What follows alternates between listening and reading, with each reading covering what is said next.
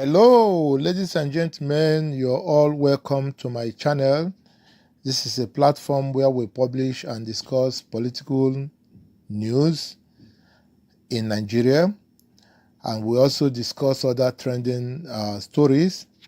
My name is Mr. Equity Man, and on this platform we say that he that comes to equity must come with clean hands, because equity is about justice to all. Equity is about honesty and integrity. Equity is about fairness to all. Before we continue, ladies and gentlemen, I want to kindly ask of you to hit the subscription button below. This is your way of encouraging me to continue to upload to you powerful political news. And I also encourage you to share this video with your friends and your family members. We all need to be well informed. Okay, ladies and gentlemen, we have an interesting news that I saw in the Vanguard of 17th of May. It has the caption, "My passion for Imo made me a crazy man." This is coming from no other than the outgoing governor of Imo State, Rochas Okorocha. Ladies and gentlemen, we're going to read through the story, and then we will dissect it, we will discuss it, and then we will all take a view and a position about it. The story goes like this. I read. The Vice President, Professor Yomi Osibanjo, has commissioned a number of projects in the state built by Governor Rochas Okorocha, congratulating the people of the state for the great achievement of the governor. Professor Osibanjo said, while commissioning the Imo International Exhibition Center, Owerri, on Friday, May 17, 2019, that he could testify of the great things the governor has done in the state, describing him as a great achiever. Great achiever indeed. Let's continue. He stated, I have gone round the state on several occasions to look at so many projects that the governor has done. As a matter of fact, on one occasion, we went to see one of the universities that he has just completed. When I went around that university complex, I realized that there is simply no other university that has the kind of physical facilities like that university, at least in the history of Nigeria. Okay? My question now to Osibanjo is, this university, who owns this university? Does this university belongs to Imo people or to Rochas Okorocha's family? This university, I understood he built in his village with Imo state money. Does it belongs to the people or to his family? Time will tell, but whatever happens, I'm sure the incoming governor will surely make sure that the university belongs to the people with whose money it was built, that is the Imo people. Let's continue. The vice president remarked, so I felt that it is very important to recognize what His Excellency has done in these past 8 years. He is extremely commendable, and I don't know, like many others that have done, the amount of work, especially in infrastructure, that he has done. Schools, hospitals. I have also commissioned hospital premises of the Air Force, the police, and others like them at 3 or 4 places. A lot of these projects, like he said, are not advertised or published in any way. Okay, my question again to Mr. Vice President and Rochas is that when you commission hospital in the premises of Nigerian Air Force and the Nigerian police, for instance, of what impact does these hospitals have in the overall health of Imo people? How many common Imo people can have access to these hospitals? And I also want to ask, the places like the Air Force and the police, don't they have hospitals before now? Do you just renovate the hospitals and you say you're commissioning their hospitals? Okay, let's continue. He added, I've always found him very strange. I must say so because he's otherwise someone who is not quiet but decides to keep quiet about his achievement. I've not been able to understand that because anyone who knows him will not say he's a quiet man. I wait to say that he has done extremely well in these past 8 years, and sometimes his contemporaries will choose to make loud noise for very few they have achieved. Professor Sibanjo stated, Your Excellency, what you have done is truly commendable, and I'm sure that posterity will not forget you in a hurry. I am here to commission 50 projects, but I am 62 years old, so I will do what he did yesterday, Thursday, when he commissioned some of these projects online. My personal comment again, or question to Sibanjo. You are in Imo State to commission 50 projects. What are the names of these 50 projects? What bearings do they have to the common man in the street of Imo State? Okay, let me continue to read. The governor, Rochas, in his speech said that the Imo International Exhibition Center has been renamed Professor Yemi Osibanjo Exhibition Center, adding that the local product could always be on display in the place, even for export, while 4 buildings inside the complex represent the 4 market days in Igbo land, including Afo, Eke, Orie, and Nkwo. Okay, let me pause here to make a comment. I think I see what the governor and the vice presidents are doing is more or less like you scratch my back, I scratch your back. The governor renamed the Imo International Exhibition Center to Professor Yemi Osibanjo Exhibition Center. And then in return, Professor Yemi Osibanjo, the vice president, is showering him with a lot of undeserving praises. Let's continue. His words, Your Excellency, you are here and I invited you to come and commission some projects in Imo State. Few years ago, when you visited Imo, you advised me that I must make my works known to the people. And I disagreed with you, taking excuses that there was no need to commission projects because when I considered the money involved in commissioning a project, it could give me money to construct another classroom elsewhere. But as time went on, I have come to realize that the advice you gave to me was simply of wisdom.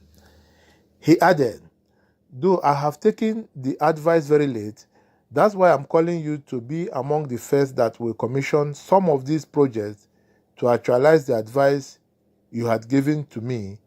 I have spent 8 years, Mr. Vice President. 18 hours out of 24 hours in a day, I am on the road working. And for the past 8 years, I did not know of any night that I have gotten 3 to 4 hours of sleep. My passion for Imo made me a crazy man, and I was in a hurry to change the situation. This governor is a funny man. For the past 8 years, because of Imo people, you have not slept up to 3 to 4 hours a day. Thanks goodness, any moment from now, we will release you to go and sleep. We are releasing you from governing Imo and even going as a senator so that you can have enough time to recover all the sleep you have lost because of Imo people. Yet, there is nothing on ground to show for it. All right, let's continue. He continued, May I inform you, sir, that I am proud today standing as an outgoing governor, that the state capital I met, the village I met called Owerri, is now wearing a look of a state capital. This is the joy and one of the legacies that I have seen, which history will bear me witness. But had I taken your advice, I'm sure the entire Nigeria could have known what is happening in Imo State. In fact, this is why I'm being misrepresented and misconstrued in all my effort to develop Imo State. And in reply, I said to them that they are misrepresenting facts. And all these people are only good in recognizing negativities than positivities. The governor stressed, but here, when you come, you see that the fact speaks for themselves. Now that you're here, I pray that God will give you the energy and strength to be able to commission up to 50 projects within the next 3 hours. Mr. Vice President, when I realized that it was impossible to commission over 1,000 projects in Imo State, as a smart man, I did television commissioning. I'm back on online commissioning for the first time in the history of Nigeria. Mr. Governor, 1,000 projects in Imo. We need a list of these projects. We need the names of these projects, where they are cited, and the cost of this project. Okay, this is what I'm about to read is some of the most interesting part of these stories. And I read it like this. Some of the projects commissioned by the Vice President, apart from the exhibition center, include the Government House Clinic, the ultra-modern Governor's Lodge, Odenigbo Guest House, First Lady's Office Complex, Sambakwe Road, Nand Azikiwe Road, Azomta Road, among others. Okay, now the question I'm asking Mr. Outgoing Governor is that the among the 1,000 projects you have commissioned, these ones you listed, I'm sure these are the ones you considered very important, because I want to believe that it's the important project that you you did that you're going to list first. He said this one include Government House Clinic. The question is, before now, was there no clinic in the government house?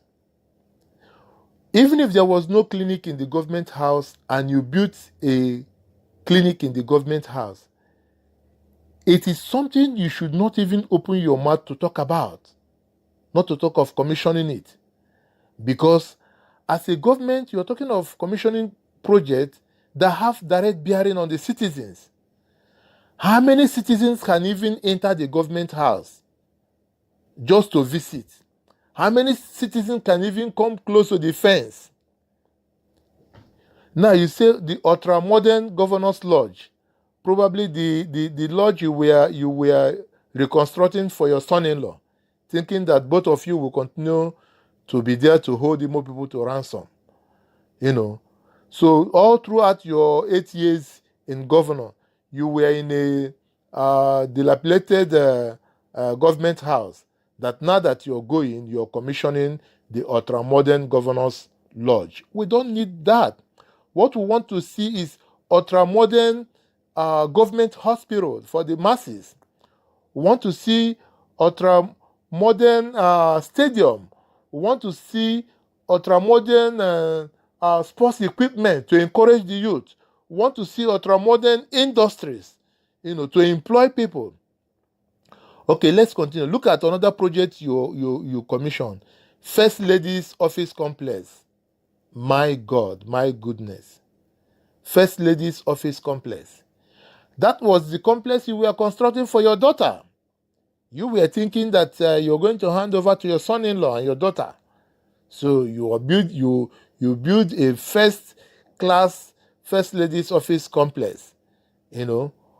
Of what benefit is that to us, to Imo people? And the other roads you said you constructed, maybe these are rehabilitations.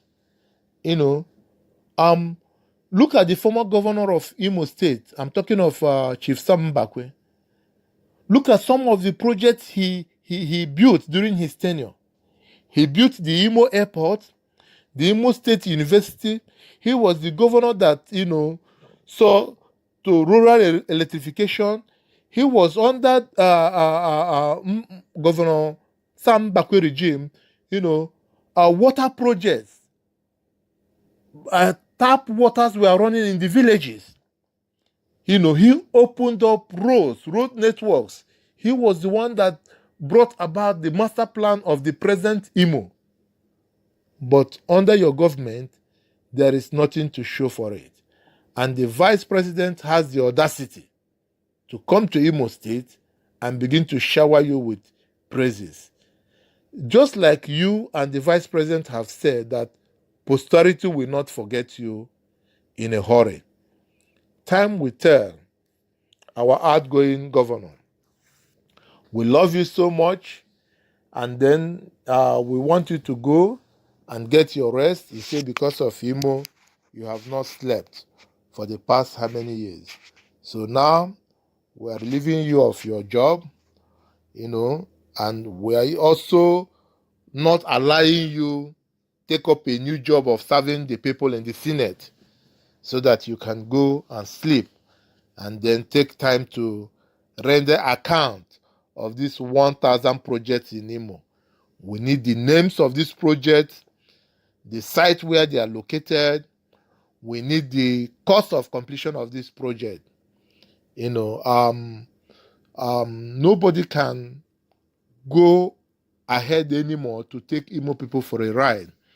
And at the same time, these are a kind of reawakening call to the incoming governor that Imo State will not tolerate what Rochas Okorocha have done to Imo people. My people, ladies and gentlemen, this is where I will end this episode. Like I said, my name is Mr. Equity Man, and I want to encourage us to subscribe, hit the subscription button below so that you'll be the first to get my videos whenever I upload, something. And I also encourage you to share with your friends and with your loved ones. Till I come your way next time, this is where I want to say goodbye and God.